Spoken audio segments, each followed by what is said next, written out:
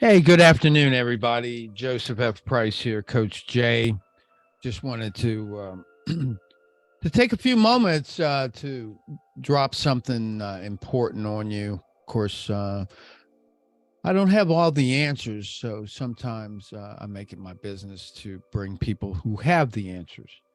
So I have a wonderful gentleman standing by named Mr. Robert Nessler, who happens to have spent a lifelong career as being a personal trainer as well as an expert on nutrition. So, we're basically going to have a conversation today in the context of fitness, nutrition, and health, and how that will play a role in you being a better person and living a higher quality of life.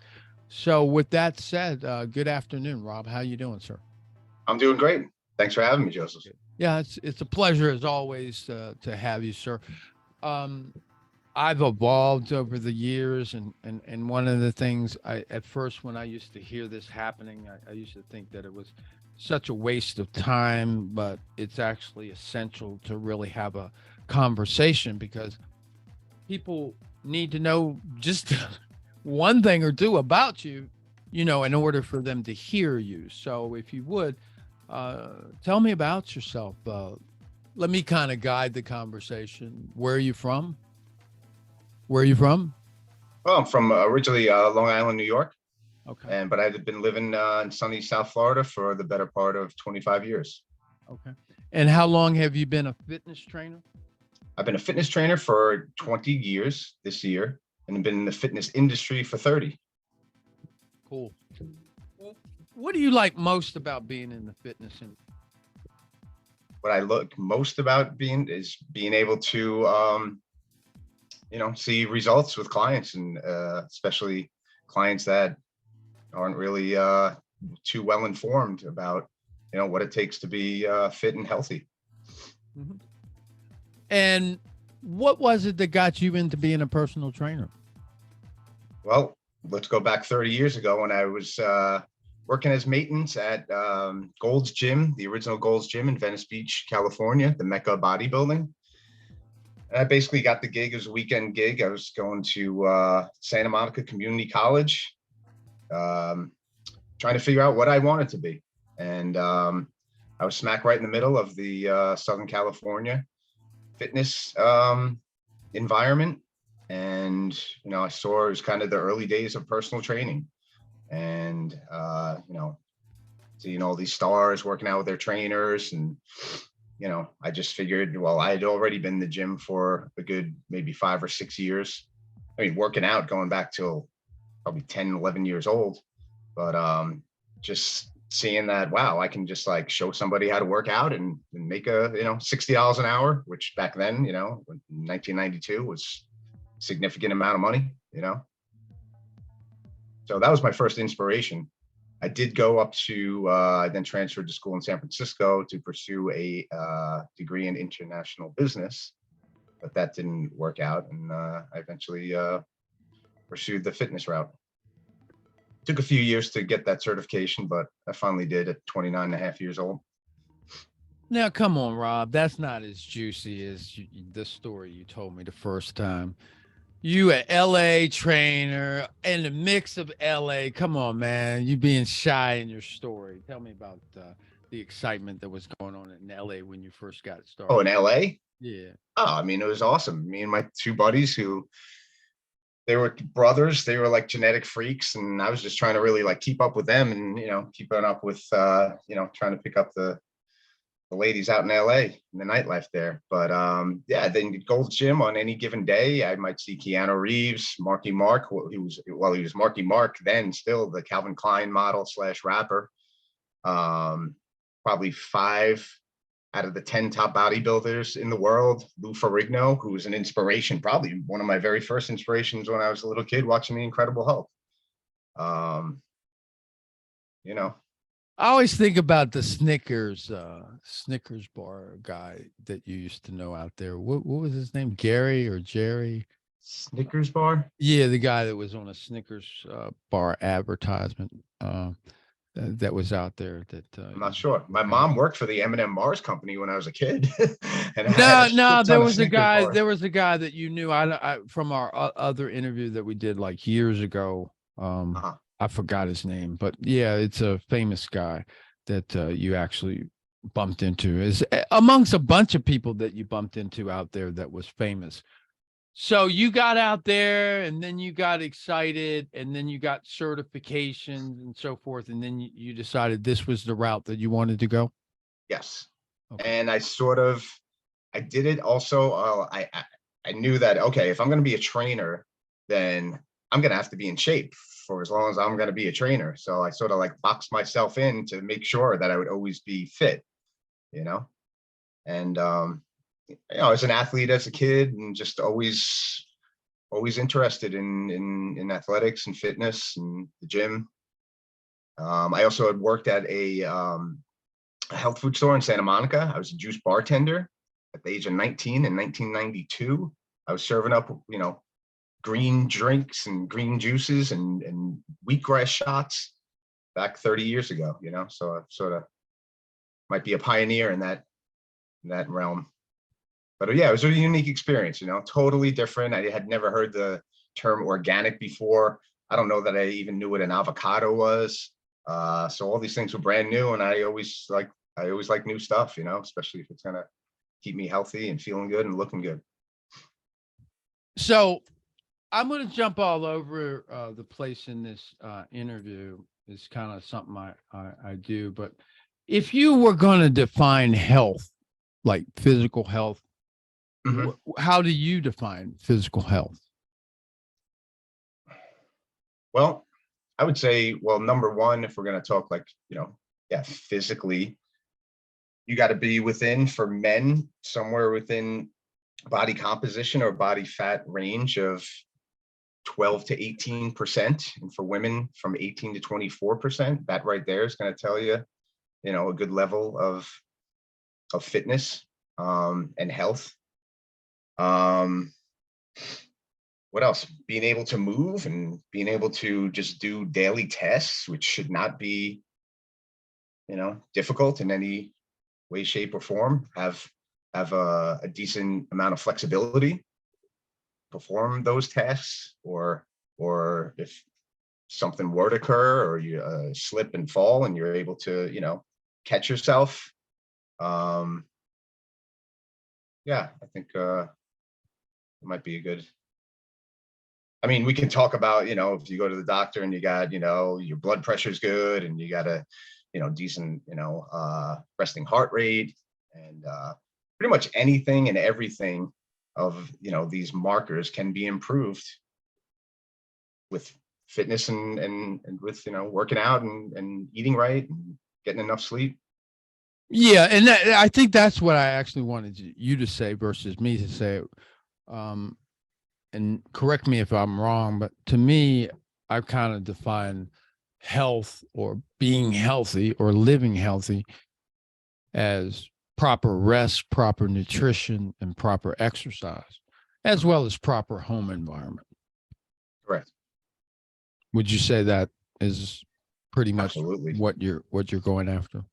That's Absolutely. like the holistic, because like if you just did all the working out, but more than likely people that work out aren't going to eat a whole bunch of junk food. Isn't that right? Right. Although, I still might, to a degree. Some people want to I'll work out, or I used to work out a lot harder so I could eat some of that junk, Oh, that's a little game that they play. Right. But as we get older, there's a saying in the fitness industry: you can't out cardio, or basically out workout, a shitty diet. Okay. Got it. You can in your 20s, you can in your teens and your 20s, but maybe a little into your 30s, depending on your genetics and stuff. But eventually there's no escaping it, and there's so many different diets and this and that, but the bottom line is you need to take in less calories than you expend. Simple. I mean, it is basic, isn't it? Yeah. Now, here's an area that I want you to kind of ramble off of, because I think you talk about this in your book. And by the way, what's the name of the book that you wrote? That's Trainer Confidential. Okay. The salacious and unverified confessions of a personal trainer. How about that? Say that again. First, Trainer Confidential, the salacious and unverified confessions of a personal trainer. Okay. So basically, it has nothing to do with getting fit. It's all stories from my last 20 years of being a trainer, just purely for entertainment. Excellent. Yeah. Talk to me about sugar, because I think people need to hear about sugar. Well, sugar probably is the single worst thing. Let's say refined sugar and added sugar. It's probably the worst thing you can take in. And this is coming from a lifetime sugar addict. I grew up I've calculated at least as a child, a pound of added sugar per day. That's at least. There's probably days of 2 or 3 pounds of added sugar per day. We're talking from sodas and candy and all the cereals, and I would add sugar to the sugary cereals, and it was just crazy. But yeah, it's one of the worst things you can take in. It's technically a non-nutrient. It would be more a poison. You could probably go longer just without food at all than if you were ingesting sugar. Oh, wow. It's that bad, huh? It's that bad. Yeah. Now, of course, sugar and fruit, with fruit, you have vitamins, minerals, and fiber, and which is good for you. And, so that's a whole different thing. But the refined sugars is definitely one of the single worst things. Right now, the fitness industry and wellness, they always go through different fads. Right now, the main enemy is seed oils. So that people are putting it right up there with sugar, refined sugars, as bad or maybe even worse for you. See, seed and vegetable oils. Wow. Such as canola oil or your typical whatever vegetable oil. Bad stuff. Bad stuff. So what can you do? Like if you're a sugar addict, what did you do? What kind of things do you do? Would you recommend to somebody that loves sugar like that? And well, definitely replacing any refined, instead of ice cream, eat fruit, there are supplements. L-glutamine is a great supplement. It's an amino acid, which curbs sugar cravings. Also helps to heal the gut. It's good. I mean, bodybuilders would take it for muscle recovery, but there's many different uses for it. But that does help with sugar cravings. Magnesium, which is probably the nutrient mineral which is most missing from the majority of our population.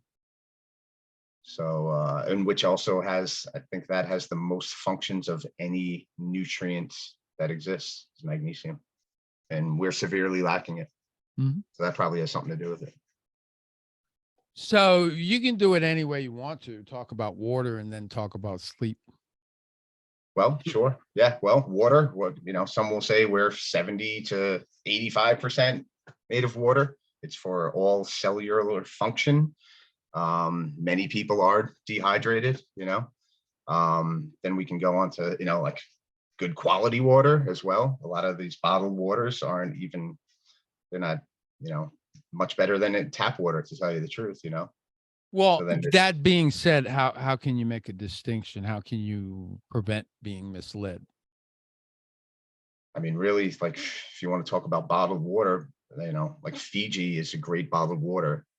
There's something called the pH level, which is, so what about self filtering systems? Would you prefer that somebody has? Yeah, I never got too much into that. From what I have collected over the years, is that I personally will not drink any tap water whatsoever, at least in the United States, because me neither. There's fluoride in it. And that's a whole nother thing we can get into. No. All you got to do is just go to the local water has to, by law, put out a EPA report. And all you got to do is look at the EPA report and look at all the chemicals that are in the water, fertilizer, and poop, so everything else. Yeah. So the best Incredible. filter won't even filter out fluoride. Okay. So would you Which, go with distilled like water? ideally, distilled is good. Some people will say, that's good to like fast with, but then distilled water will also take it takes toxins out of your body, but also takes nutrients out. So then you got to replace those nutrients. So there's a whole debate on whether distilled is the proper way. What I heard some people do is do distilled, but then add nutrients into that, like trace minerals. That's probably the best way. And then, as far as like bottled water, ideally you want to get it out of glass, because then there's the whole thing with the plastic leaching into the the bottled water if it's plastic bottle. Fiji for me is the best tasting bottled Is it water. expensive? It's expensive. Okay. Yeah. But that's an investment. It's not a spend, and people need to understand that all of this is an investment. I mean, if I took all the money that I spent on Whole Foods Market, organic food, massages, I should have a beachfront house here in Miami, but Oh, that's a good idea. That's an excellent place to go to. The next time I'm talking, look at your text. I sent you a text with a picture of the guy I want to know. But what do you recommend for self-care, like self-care stuff? Self-care. Self-care? Self-care.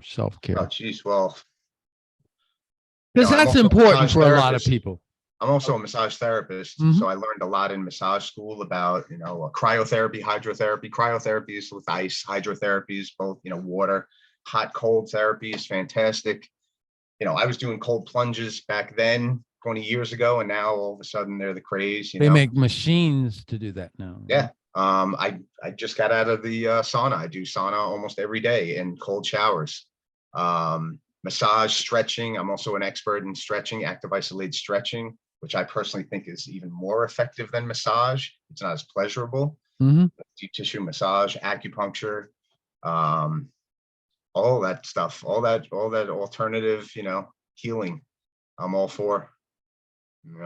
So here's a, obviously most of the people that you work with, because as far as I'm concerned, you're a premier trainer. I'm not going to throw names across the airways or anything like this, but I know some of the people that you've worked with and some of the organizations you've been involved with. But for a guy starting out to like, he had his epiphany that it's time to start working out. What do you have to say to him? Hire a trainer, even if it's just, just for a short period of time, Okay. Although there's tons of free online courses, this or that, but at least in the beginning, someone needs to be there to put you in the proper position and show you how to work out. Now, at this point, we have Planet Fitness, $10 a month. We have YouFit, like $10 or $15 a month. There is zero excuse these days of not being able to get in the gym, have a gym membership. Most gyms with the membership, they'll give you a couple of free sessions with the trainer to show you, the ropes. But like in my book, one of the main themes is, hire a trainer. And well, one of the things I learned going back to my early days at the gym, my first time I ever joined the gym when I was 15 years old, and I was going to be playing varsity football, and I did not want to be sitting on the bench. So me and three other guys, and my one buddy we were about the same size, and then two of the other guys were bigger. We all went to the gym, in the winter of, when we were 15 in 10th grade. And from there, I realized the value of accountability, these guys, our moms were driving us to the gym. So, okay, the guys are coming over at 4:00. They're picking me up, I gotta show up, and from there, that's right in the first pages of my book, the accountability factor, Yeah, that's a real big thing when you're not doing it on your own, especially in the beginning. I'm actually going to help somebody in a couple minutes do something probably that they don't want to do. And the reason that they're going to end up doing it is because they have me being an accountability to them and taking them where they need to be. And that what happens when you're around people. Orange sharpens iron. You become the 5 people that you spend the most time with. Now, Mhm. there's a couple guys that I want you to talk to right now. Let's see here. All right, so the guy sitting on the couch, uh, what do you want him to know? The guy who like keeps making up lies about exercise and stuff. And Get moving. Go take a walk around the block.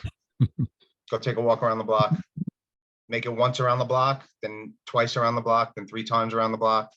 Just just do it. I mean, it's like a cycle because your mind tells you. I'm there too. Like after a few days, you get in a rut. And then, oh man, I don't feel like going. And then you just got to do it, and you just got to know that you're going to feel better after.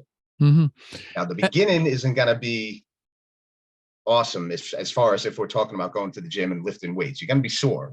Hopefully, you're with somebody a trainer who can show you the ropes without getting too sore, so that you don't get to the point where, oh geez, I don't want to feel like this. I can't even move. But for the guy just procrastinating, just get outside, go take a walk.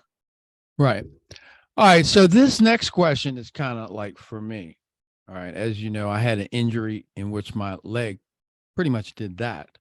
And they put Humpty Dumpty back together again. So there's a lot of pain.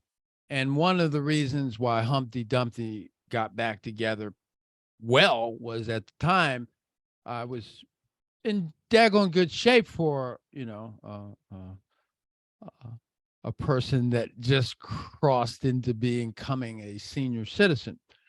So for a guy like me that suffers from pain, and usually with pain, it goes up and down. It's not usually constant. You have good days, you have bad days. What do you, what do you want me to know? Because here's what I want to share with you if you don't know it, but what I'm getting ready to say by now, something I caught myself in doing was that there was so much pain that I kind of found myself rutting, as in not doing anything because I was avoiding the pain. And then I woke up to it and started to understand that there's a window that I want to be in. Now, that's me. I figured that out. But what do you want to say to somebody out there so that they can figure it out faster than I did? And then what do you want me From to know? someone who's in actual physical pain from an injury. Yeah, and then what do you want me to know to remind me to get out of a rut when it comes back? Because again, the pain, some days it's hard. And it's just I'm not going to do it because that's not what it's not for me to go Get out. to a pool. I say get to a pool. Yeah, just Yep, do what you can do. absolutely. Is Like essentially what swimming. yeah, I because mean, that swimming's fantastic exercise. okay. All right. Fantastic. And it's you're basically weightless. There's no impact on your joints whatsoever, right? Mm. And Fantastic cardio. And it's and I, almost it's almost can be, you can turn it into a meditation as well because of the breathing and the rhythm. and I'm Um, almost having a dumb moment actually, because that's actually what I do. I'm having a dumb moment because almost every time you talk to me, I end the conversation with like, "Hey man, I gotta go. I'm getting ready to go to the hot tub," and afterwards, swimming is next. But mhm. yeah, I appreciate you answering that because that's a conscious. You gave me that gem conscious. Okay, when I want to make that lie about, oh, I hurt today, go to the Yep. pool. Yep. And see, that's what you need to know. You need to have that plan in place before the moment. Mhm. Because when you're in the moment and when you have the pain, the fuses pop. So you don't think. You don't Mhm. have the cognitive ability. So you need to Mhm. have the plan. So yeah, I appreciate that. And that's just, that's just nature, man. We're trying to protect ourselves. We don't want to do uncomfortable things or things that hurt. So you just got to realize that, it's just a protective mechanism. I mean, look, Appreciate that. I did cardio at the gym this morning. Okay. And then I had a bunch of clients, which fortunately I do a lot of my stuff online. So I just set up right there in the parking lot, right? In the shopping plaza. And I did a few clients, that are up in New York. And now I knew that I was going to work out with the weights today, So now I could have just gone, I was right in the same plaza. I could have went, 100 feet from where I was, walked into the gym and done it. But my mind told me, oh no, do it later. Do it later. Go home, chill for a little bit, get ready for this, and then I talk myself. Sometimes it doesn't work. Sometimes I would have waited till later, but today I said, no, I'm right here, right now. So it happens to a lifelong professional. It does. A lot. It does. When I run, I talk myself out of. I have to talk myself out of stopping several times in the first mile. Several times. I'm ready to just to stop right in a split second, and then just endure. And then you feel better. You brought up something that came up in the Tony Robbins seminar I did a couple weeks ago. Perfect timing. He was talking about putting something off. And you know how like they say all this and all that, like 60's the new 40, and 70's the new 30. 50's the new 30 right here. 50's the new 30 and all that kind of stuff like that. All right, well, check this out. I love this. Now is the new later. There you go. Perfect. I love it. Now is the new later. Yeah. Yeah, but later. No, now is the new later. Right now. Yep. That's pretty hot stuff, isn't it? Because like you had a saying a while ago. I'm sure you still do, wasn't it? What was it? What now? Or what? Something like that, right? Now what? Now what? Now what? Yeah. Now what? Which is your next action. That's right. Responding and not reacting. Right. Yeah. So that's pretty much it. Signature question coming up. If somebody was like in a coma or something, I doubt that they could be, but if they were in a coma for the last bunch of minutes and they just woke up, we wouldn't be mad at them because we don't do being mad at people. That's a waste of our energy and a waste of our time. But what one thing would you want us to know?